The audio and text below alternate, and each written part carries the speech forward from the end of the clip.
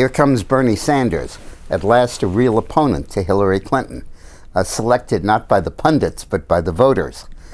Sanders, who had previously been grouped in with Jim Webb and Lincoln Chafee and Martin O'Malley, the various other candidates who were running against Hillary, has really broken out of the pack. According to the Quinnipiac University survey, in March he was at 4% of the Democratic primary vote. In April he had doubled it to 8%, and now he's doubled it again to 15%.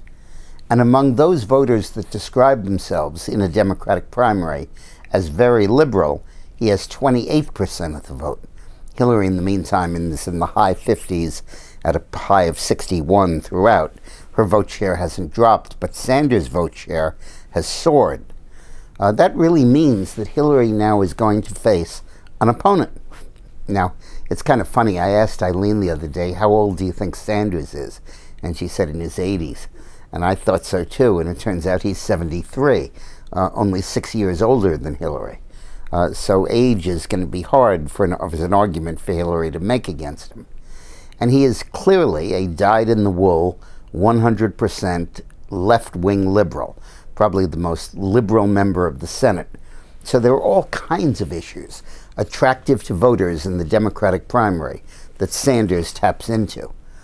Two of the most immediate ones are immigration reform and the Pacific Trade Agreement. On immigration reform, he's in favor of eliminating all restrictions and giving everybody legal status, whereas Hillary has flipped and flopped and flipped and flopped on that issue. And when the children first showed up at our doorstep, she said they need to be sent home. On the Pacific Trade Agreement, which Obama is pushing and Hillary helped to negotiate, Hillary won't take a position, but Sanders is saying it's a catastrophe and should be rejected because of its threat to the American workers. He not only wants more Social Security taxes, he wants increases in the current level of Social Security benefits. And he wants government-funded or business-funded, he's not clear, mandatory vacation time and mandatory sick leave in the United States, adopting some of the practices in Europe. He calls for a restoration of the 90% tax bracket that we had under Eisenhower. Now, he doesn't mention that that tax bracket under Eisenhower was on huge incomes, the equivalent of today earning about 10 million or more. An income of more than 10 would be taxed at 90%. But clearly he is staking out the left of this field.